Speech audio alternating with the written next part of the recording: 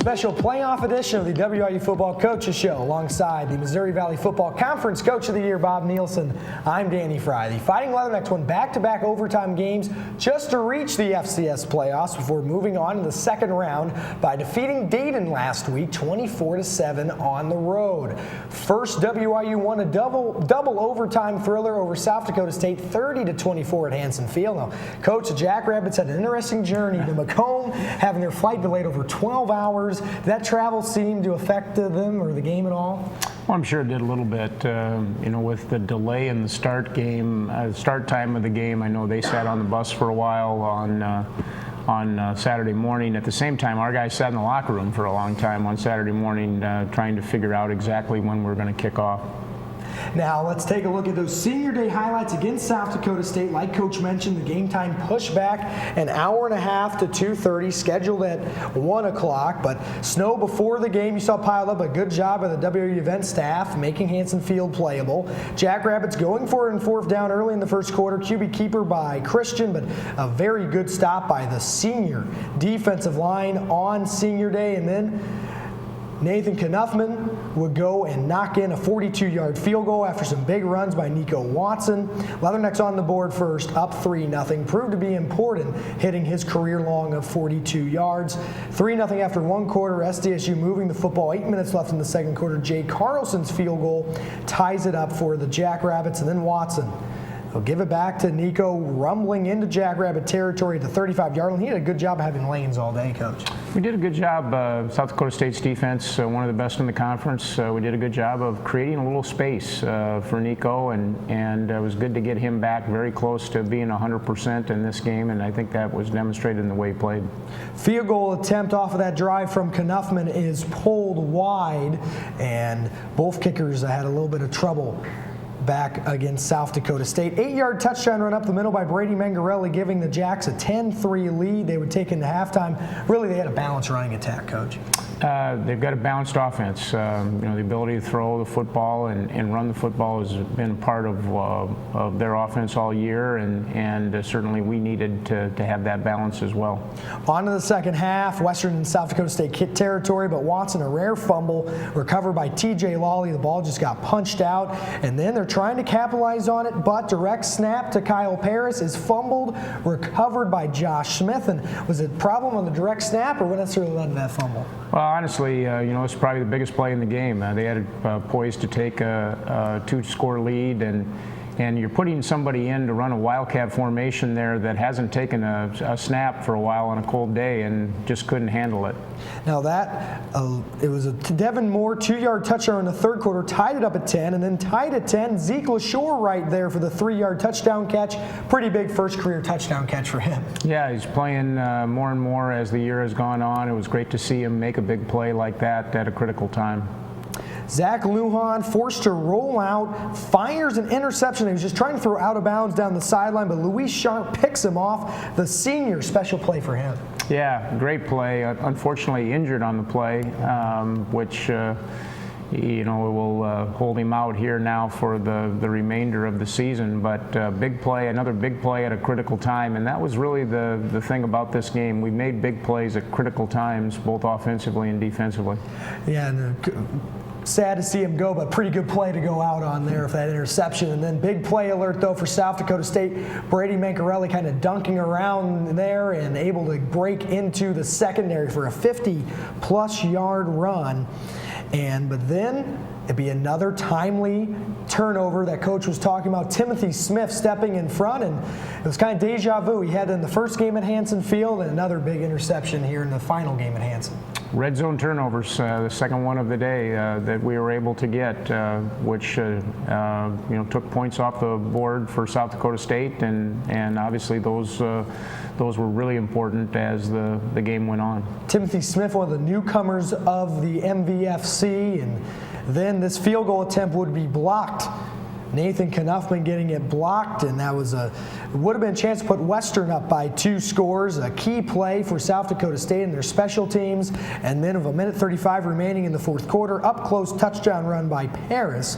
And on a first and goal run, that makes it tied at 17. Time to drop something of a last-minute drive. McGuire will try and air it out down the sideline after Paris was able to squeak in there and picked off by Darian Butler. And Coach, you're playing it safe with McGuire most of the game and then tried to air it out, just didn't have enough on that throw. Yeah, really not a good decision by Sean. One of the few bad decisions that he made on the day. Tried to force a ball into double coverage, and in a possession where we were really just trying to run the clock down, get into position to kick a field goal, and really happy with our defense, the way they rose up and didn't allow South Dakota State to get into scoring position. It was one last stand, and the final play of regulation is a Hail Mary that's intercepted by Miles Spearman. We're heading to overtime again. You've been there before, and you also got the ball first again and score first again with Nico Watson barreling over TJ Lawley. And how important was it, even though he had the ball first, to score again? Well, those possessions, when you can really put pressure on the other team, when you take the ball, when you have the ball first and put a touchdown into the end zone. And we did that last week against the week before against Indiana State, and we're able to do it again here and force South Dakota State to respond.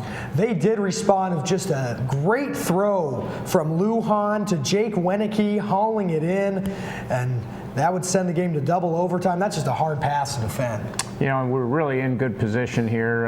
You'd like to see Xavier maybe play that ball just a little bit differently, but that's one of the top players in the conference that made that catch.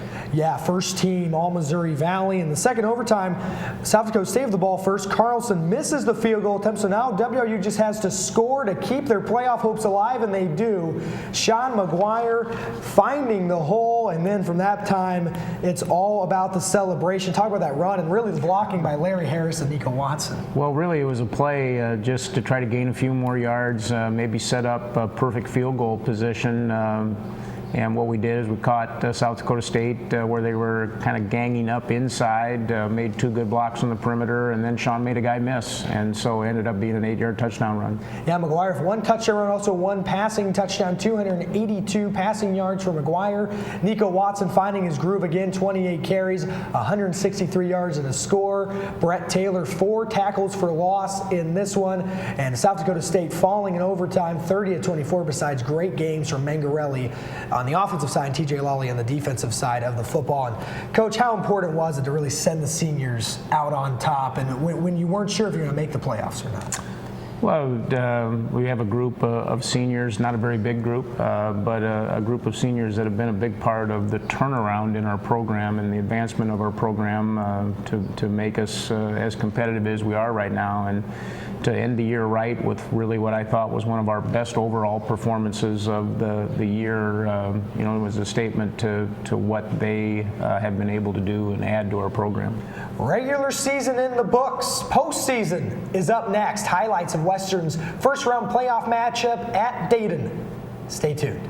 Western Illinois University allows you to think for yourself and to discover the freedom to become your own. Own it at Western. Build your own expectations and fill your own shoes. Explore an academic culture that adapts to you. Create yourself and inspire originality in an open and safe environment. Western Illinois University lets you make your own success story. Think purple. Think success. Think Western Illinois University.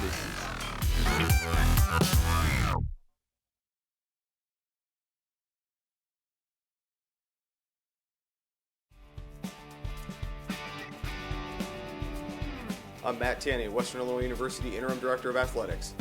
Please stay connected with us by following Western Illinois Athletics on Facebook, Twitter, and Instagram. You will have access to exclusive stories and updates while receiving the latest details on special giveaways. For additional information on our 20 Division I programs, visit goleathernex.com. And remember, there's only one Leatherneck Athletics. Welcome back to the WIU Football Coaches Show. I'm Danny Fry alongside Leatherneck head football coach Bob Nielsen. And Coach, what was the feeling throughout the locker room on the day of the playoff selection show? Well, the way the selections played out and seeing our name as the last one couldn't have been a better scenario for an emotional charge. Our guys were really excited.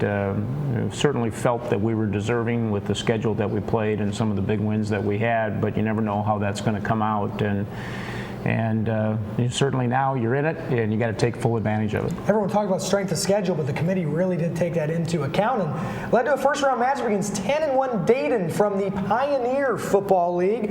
Leathernecks arriving at Welcome Stadium and a little bit of messy conditions again, with a little bit of slop. And first quarter, Alex Jeski's pass knocked down incomplete by Chris Harley, and that's something he's done all year, getting a paw up there. Pete Swenson able to trip up Jeski, one of his 4 sacks. So Swenson, why was he so successful? Well, Pete's improved as the year goes on, and he's had to play a lot more. It's good to see him make some big plays. We've been needing more pass rush out of that defensive end position, and Pete hopefully can continue to demonstrate that kind of ability. Good pressure by Dayton. McGuire being sacked after he completed a pass. And then back to Flyer football. Brett Taylor with a tackle for a loss. And Dayton would move into the Leatherneck red zone with 3:48 left in the first quarter. Jeski picked off by Miles Spearman. That's a good play for an early stop, Coach. Again, red zone turnover, which was one of the big things at South Dakota State. And early in the first half against Dayton, we weren't playing very well, but we were able to generate a couple of red zone turnovers that really helped us get momentum back. After 2 solid runs by Watson, a 4th and short, but he stuffed. A little bit of a surprising play there, and then Dayton starting to plug away on the drive.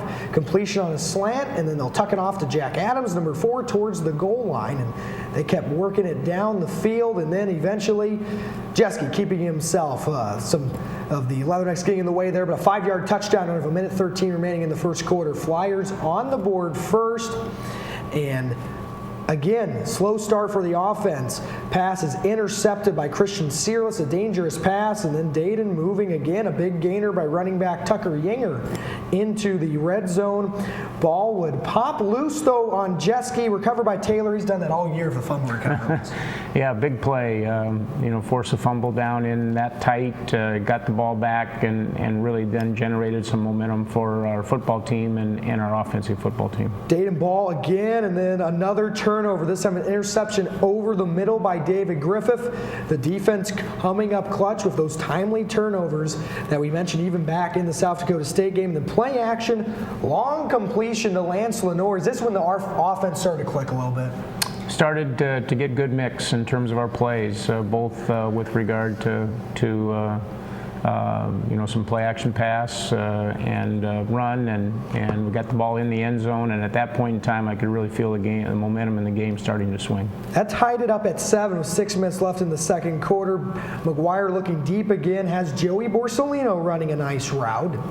Then McGuire would turn to the run, mixing it up, and he'd take a big hit here, flying like a helicopter there, but a good hard-nosed run would eventually lead to this pass. Back of the end zone for Lance Lenore, seemingly comes down with it in his possession, ruled incomplete though. Coach, from your angle, look at the replay, what'd you think? I thought it was close. You really can't see. Obviously, we have replay in games, and thought that might end up being a touchdown, and as a result, had to kick a field goal there. Yeah, 27-yard made 10-7 Western at half, and then Jeski sacked yet again. Swenson in constant pursuit, and a diving interception by Adam Brott, an athletic interception by the linebacker that would lead to a touchdown pass to Lenore. Western up 17-7 after 3 quarters, and then complete. There's Javon Williams, another target, and then wide open Stacy Smith in the corner of the end zone. 9-yard touchdown pass.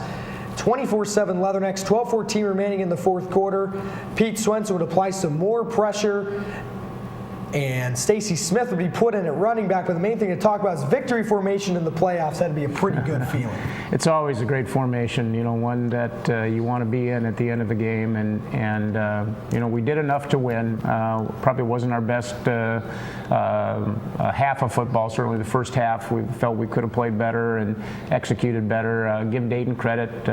They came out, played hard, and with the group of seniors that they had, you would have expected that.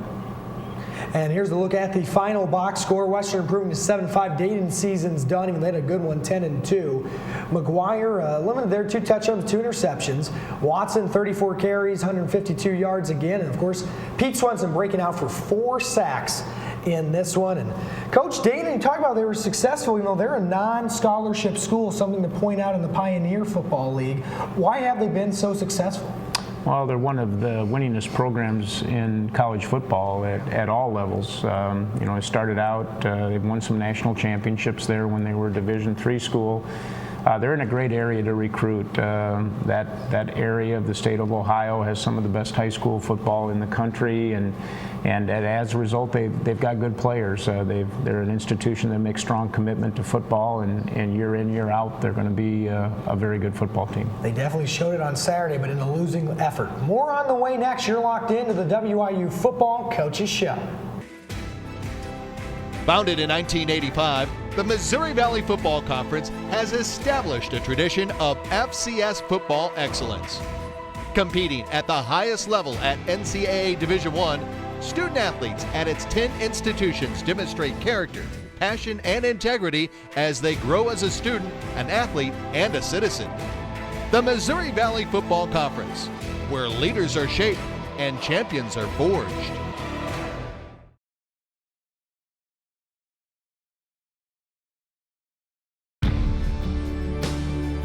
I always knew I would be a leatherneck. Western was the only university I applied to. The educational opportunities at Western provided me experiences and lessons in leadership and service. The faculty and staff at Western genuinely care about the students, and I know that choosing WIU is key to the beginning of my success story. Think purple, think success, think Western Illinois University. Welcome back. I'm Danny Fry. It was a goal established at the beginning of the season for Leatherneck football to return to the FCS playoffs for the first time since 2010. Now that goal is accomplished, and the primary focus is on a rematch of number 2 seed Illinois State. It actually is a little bit surreal that we're here. It's awesome. Like, we put in a lot of work and effort to get here, and it's a great honor to be here and a great feeling. But we're trying to stay alive. As a team, it tested us a lot. We all stuck together, which was the biggest part. That might sound cliche, but the unity that we had those 2 weeks, we had our backs up against the wall, and in a situation we were in where we needed to win those 2 games, and we could have easily not won those 2 games, and our season could be over right now. But we stuck together, which was the biggest part, and pulled out 2 big wins. We really went back to the basics and kind of just did our own thing for a little bit, and just went straight back to the tackling lessons that we've been doing during 2-a-days, and just came back to, what we started off doing in 2-a-days, and just got everything back together. We're never going to quit. We're a team that's going to come and play hard on every down, and no matter what the situation was. Towards the end of the season, there was a few games there that didn't go our way, but we didn't quit. We kept pushing, and look at us now. We're in the second round of the playoffs. It wasn't guaranteed that Western would make the playoffs. The Leathernecks had to cross their fingers on playoff selection day. It was a lot of fun. We had the feeling where if we won those 2 games, you have to believe you're going to make the playoffs. So it was a lot of fun that selection day to see our name called, especially in the fashion that it was. So it was just pure excitement, really. It was pretty scary going all the way until the end. We were the last team to go in, so we were all on our toes. You can see the videos online, and we were definitely anxious, and I believe we were confident also with that, and we just kind of came overall, and we got in, so we were very excited. Everyone was jumping, excited, and having a good time with it. Eddie is the 3rd Holtzschlag to play football at WIU, and making the playoffs definitely led to a family discussion. Well, it's kind of bragging rights with the other brothers. Right after the game, we actually just talked to Chip, and we were pretty much saying how Jimmy and I actually were in the playoffs and Chip hasn't. And this is kind of bragging right. Jimmy hasn't been in the playoffs when he was a captain, so that's my bragging right for Jimmy and Chip. So hopefully to keep that continues to go through 3 rounds and hopefully get a complete bragging right with Jimmy. The Leathernecks remembered what happened the first time they faced Illinois State this year. The only thing that sticks out to us is we lost, and we don't take kindly to that. We lost to Illinois State, and we don't like losing, especially to a team like that in state in our conference.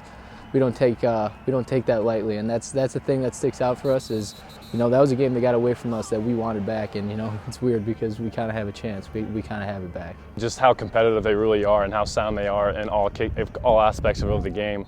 Something that we just have to do is just kind of, compete on their level and hopefully, capitalize on the W this weekend. We're going to be a very good football team, obviously. Everyone knows that. We've played them a few times now. Like you said, I haven't played them in particular, but the way that our coaches do a good job preparing us, I feel like as a whole, we're going to go in there, we're going to have a good game plan. And that there is a new mentality surrounding Leatherneck football. it's not let's hope we can win this game. It's we're gonna win this game, and if we lose that game, it's upsetting, and it shouldn't have happened to us. All right, Coach, this team has had that belief from the beginning of the year. A lot of coaches or a lot of players say that the coaches have set a different type of mentality. Can you talk about that belief in this football team?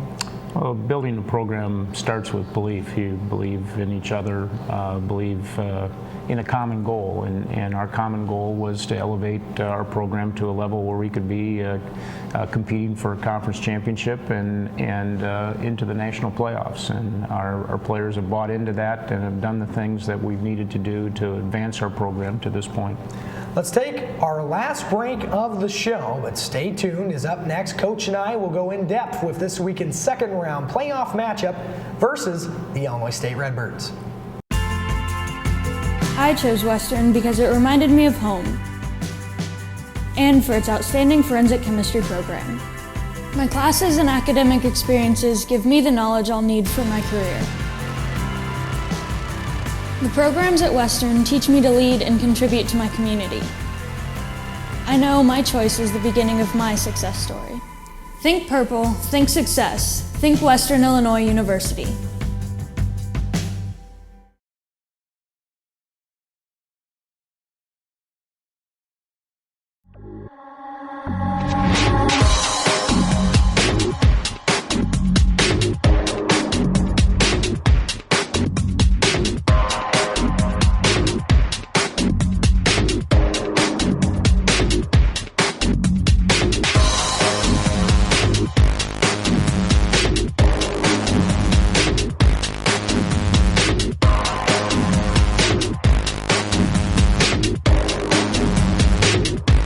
Western Illinois University allows you to think for yourself and to discover the freedom to become your own. Own it at Western.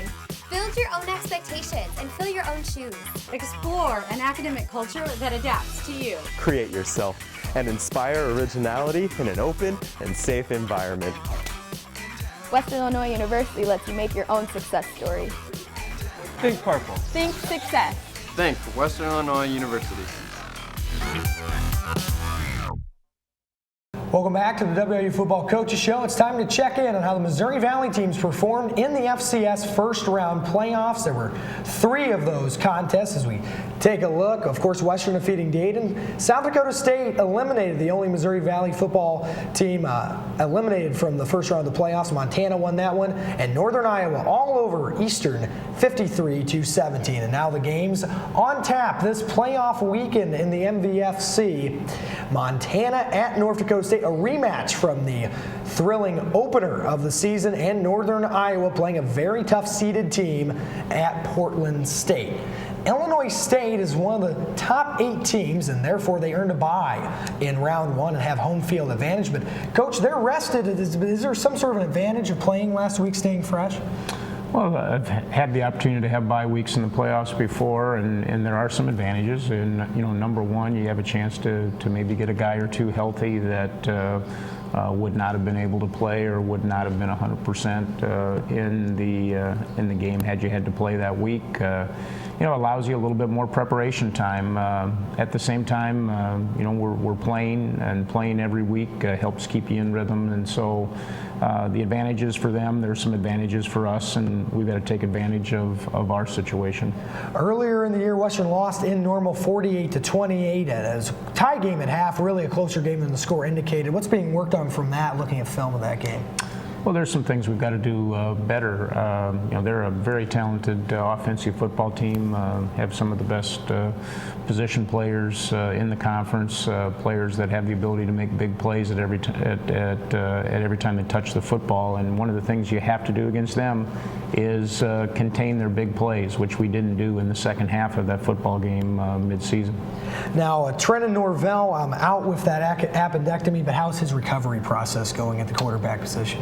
he continues to improve. He's practicing this week and practicing in a much more full capacity than he did last week. And so he'll be on the sideline again, and I think we'll be a lot closer to being ready to play than he was last week at Dayton. A lot of the all MVFC selections coming out, and the only member of the Letters making the first team, definitely deserving one, Nico Watts. Talk about what it means to him to take a season off and then come back and be named the first team all Missouri Valley. I'm really proud of Nico. He went through a lot of adversity here over the last couple of years. And the things that have impressed me about him is, number one, his commitment to continue to be a part of the team and finish his football career right, and also his commitment to getting his degree as he's on schedule to graduate here in December. Everybody else, too, just to name them off really quick when we have time: Lance Lenore, second team; Jacob Judd, second team; newcomers Timothy Smith, Xavier Rowe, Sean McGuire, and obviously missing guys in between. But what does it mean to have that recognition at the end of the year? Well, it's nice to be recognized. I'm one of those coaches that struggles a little bit with some of the all-conference stuff, because you work for 20 some weeks building a football team, and then at the end you recognize individuals. And as I told our guys last night, in my mind, I think we've got a lot of first-team all-conference guys, and that's the reason why we're in the position that we are right now. Kickoff at Hancock Stadium in the second round of the FCS playoffs is set for 1 o'clock on Saturday against the number 2 overall seed, Illinois State Redbirds. For head coach Bob Nielsen, I'm Danny Fry. Thanks again for watching.